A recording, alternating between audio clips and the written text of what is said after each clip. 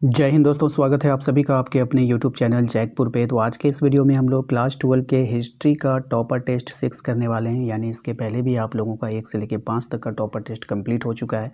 यदि आपने नहीं देखा है तो प्लेलिस्ट पर जाकर उसको ज़रूर देख लीजिएगा। सभी टॉपर टेस्ट जो है वो इम्पॉर्टेंट है। परीक्षा के दृष्टिकोण से सभी सवालों को, महत्वपूर्ण सवालों को शामिल किया गया है जो कि आपके एग्ज़ाम ओरिएंटेड सवाल है। तो उसको ज़रूर देखिएगा, प्लेलिस्ट बना दिया गया है, वहाँ पर जाकर देखिए आप लोग, ठीक है।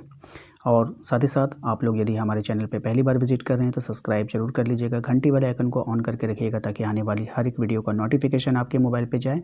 और साथ ही साथ यदि आपको नोटिफिकेशन नहीं जा पा रही है, क्योंकि वीडियोस काफ़ी ज़्यादा अपलोड होते हैं एग्ज़ाम के समय में, तो नोटिफिकेशन नहीं जाता है, तो इसके लिए अब कुछ नहीं करना है, हमारे दिए गए नंबर को मोबाइल पर सेव करना है, एक छोटा सा मैसेज कर दीजिएगा, आपको लिंक मिल जाएगा। जैसे ही लिंक मिलेगा आप उस पर ज्वाइन करके अपनी क्लास को ज्वाइन कर लीजिएगा, ठीक है। आइए, सबसे पहला सवाल है कि कैलाश मंदिर एलोरा भारत के किस राज्य में है? बहुत ही अच्छा सवाल है, बताइए। तो कैलाश मंदिर एलोरा जो है भारत के महाराष्ट्र में है। कहाँ पर है? महाराष्ट्र में, ठीक है। सभी ऑप्शन नहीं पढ़ते हैं क्योंकि कभी कभी होता है कि जब हम सभी ऑप्शन को पढ़ते हैं तो बच्चे कंफ्यूज हो जाते हैं और माइंड में उसका दूसरा आंसर छप जाता है, इसलिए मैं ऑप्शन सब नहीं पढ़ूंगा, ठीक है। ऑप्शन को आप लोग को पढ़ना है खुद से। अल-बरूनी का जन्म जो है वो कहाँ पर हुआ था? 4 ऑप्शन आपके साथ हैं, आपके पास है, और कोशिश कीजिएगा कि मेरे बताए गए आंसर से पहले आपका आंसर आ जाना चाहिए। और मैं इतना फास्ट इसलिए पढ़ाता हूँ ना, ताकि आप एग्ज़ाम के समय में ज़्यादा से ज़्यादा रिवीजन कर पाओ, क्योंकि एग्ज़ाम के समय में आप सिर्फ वीडियो देख करके रिवीजन करते हो। ऐसा नहीं होता है कि आप जो है कॉपी पे नोट करोगे ना, टाइम कहाँ है आपके पास। तो Khwarizm, option number D. Question number 3 है आपका कि महात्मा बुद्ध का जन्म जो है वो किस स्थान पर हुआ था? तो महात्मा बुद्ध का जन्म जो हुआ था वो लुम्बिनी में हुआ था, ठीक है, याद रखिएगा। अब महात्मा बुद्ध का जो मृत्यु हुई थी वो कहाँ पर हुई थी, आपको ये बतानी है, ठीक है। कमेंट में जल्दी से टाइप कर दीजिए। क्वेश्चन नंबर आते हैं हम लोग 4 पे। कहा गया है कि बारबोसा कहाँ के यात्री थे? अब ये जो बारबोसा थे वो पुर्तगाल के यात्री थे, ऑप्शन नंबर बी हो जाएगा। क्वेश्चन नंबर आते हैं 5 में। कहा गया कि महावीर स्वामी का जन्म कब हुआ था? महावीर स्वामी का जन्म हुआ था, बताना है आपको कब हुआ था। तो महावीर स्वामी का जन्म हुआ था 599 ईसा पूर्व में। ऐसा इसलिए कहा गया है कि कुछ लोगों का कहना है, कुछ विद्वान का कहना है कि महावीर स्वामी का जन्म जो हुआ था वो 599 ईसा पूर्व में हुआ था, और कुछ विद्वान मानते हैं कि 540 ईसा पूर्व हुआ था, ठीक है। तो इसलिए दोनों ऑप्शन को एक साथ टाइप किया जाता है। बात समझ में आई? तो इसको आप लोग याद रखना। क्वेश्चन नंबर 6 पे आपका कहा गया है कि सांची का स्तूप किस राज्य में स्थित है, ये आपको बताना है। 4 ऑप्शन आपके पास हैं। तो सांची का स्तूप जो है वो मध्य प्रदेश में है, ऑप्शन नंबर सी हो जाएगा। क्वेश्चन नंबर आते हैं 7 में। कहा गया है कि निम्न में से कौन एक विदेशी यात्री चिकित्सक था?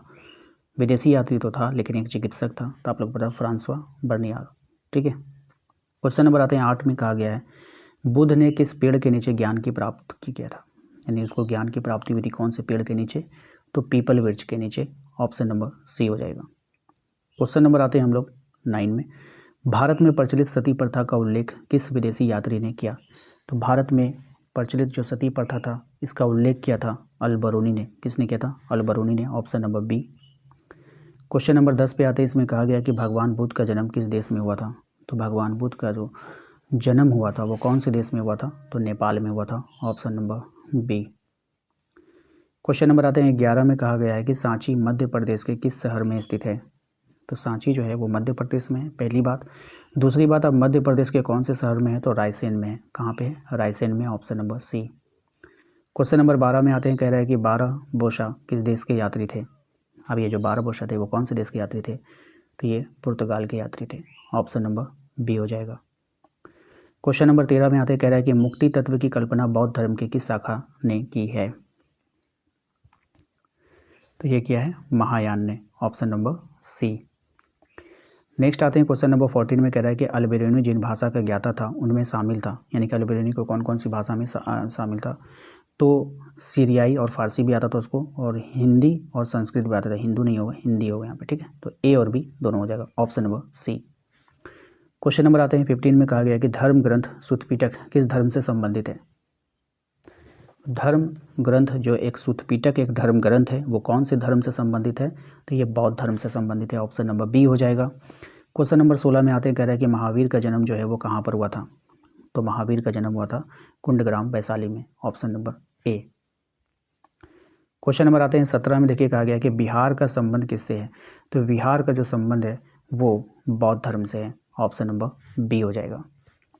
क्वेश्चन नंबर आते हैं 18 में, कहा गया कि सुल्तान महमूद की राजधानी का नाम क्या था। तो सुल्तान महमूद की राजधानी का नाम था गजनी। क्या था? गजनी था। ठीक है। क्वेश्चन नंबर 19 में आते हैं कि महावीर का जन्म किस महाजनपद में हुआ है। तो महावीर का जन्म जो हुआ है वो वज्जी में हुआ है। कहाँ पे हुआ है? वज्जी में हुआ है। क्वेश्चन नंबर आते हैं 20 में, कहा गया है कि अल बेरूनी की कृति किताबुल हिंद किस भाषा में मूलतः लिखी गई है। तो ये इसकी जो भाषा है वो मूलतः अरबी है, ऑप्शन नंबर ए हो जाएगा। क्वेश्चन नंबर 21 है, पंच महावर्त संबंधित है निम्न में से किससे। तो पंच महावर्त संबंधित है जैन धर्म से, ऑप्शन नंबर ए हो जाएगा। क्वेश्चन नंबर 22 है आपका, अल बेरूनी को किस भाषा का जानकारी नहीं था, आपको बतानी है। तो उनको जो है सिर्फ यूनानी भाषा का जानकारी नहीं था, ऑप्शन नंबर सी हो जाएगा। नेक्स्ट है आपका, वज्रयान किस धर्म से संबंधित है, आपको बतानी है। तो वज्रयान जो है वो बौद्ध धर्म से संबंधित है, ऑप्शन नंबर बी हो जाएगा। क्वेश्चन नंबर 24, किताबुल हिंद का लेखक कौन है। तो किताबुल हिंद का लेखक है आपका अल बेरूनी, ऑप्शन नंबर सी हो जाएगा। क्वेश्चन नंबर 25, भगवान बुद्ध ने किस स्थान पर सबसे अधिक उपदेश दिए थे। तो भगवान बुद्ध ने जो सबसे अधिक उपदेश दिए थे वो थे ठीक है, भगवान बुद्ध ने सर्वाधिक जो उपदेश दिए थे वो श्रावस्ती में दिए थे। और ये श्रावस्ती क्या है? कौशल राज्य की राजधानी थी एक श्रावस्ती। ठीक है, तो इसको ध्यान में रखिएगा। क्वेश्चन नंबर 26 से आपको कह रहे हैं, मध्ययुगीन यात्रियों का सरताज किस यात्री को कहा जाता है। तो ये जो कहा जाता है मार्को पोलो को कहा जाता है, ऑप्शन नंबर बी हो जाएगा। अगले सवाल पे आते हैं, विजय किस धर्म से संबंधित है। अब ये जो विजय है ये बौद्ध धर्म से संबंधित है, ऑप्शन नंबर बी हो जाएगा। इब्न बतूता ने अपनी यात्रा का विवरण किस भाषा में लिखा था। तो ये लिखा था आपका अरबी में। ठीक है, ऑप्शन नंबर डी। नेक्स्ट है, भगवान बुद्ध को किस स्थान पर ज्ञान की प्राप्ति हुई थी। ज्ञान यानी कि बोध। ठीक है, ये हुआ था बोध गया में, याद रखिएगा। क्वेश्चन नंबर आते हैं 30 में, कहा गया कि जैनियों की भाषा क्या थी। तो जैनियों की भाषा थी प्राकृत भाषा। जैनियों की कैसी भाषा थी? प्राकृत भाषा थी। तो ये था टॉप 30 सवाल जो कि आपके एग्जाम के लिए इंपॉर्टेंट है। 30 में से आपने कितना सही किया है कमेंट करके हमें जरूर बताइए। चैनल पे जो लोग पहली बार आए हैं सब्सक्राइब कर लीजिएगा, घंटी वाले आइकन को प्रेस कर लीजिए ताकि आने वाली हर एक वीडियो का नोटिफिकेशन आपके मोबाइल पे जाए। इसके अलावा आप लोग जरूर से जरूर हमारे व्हाट्सएप ग्रुप को ज्वाइन कीजिएगा एक छोटा सा मैसेज करके।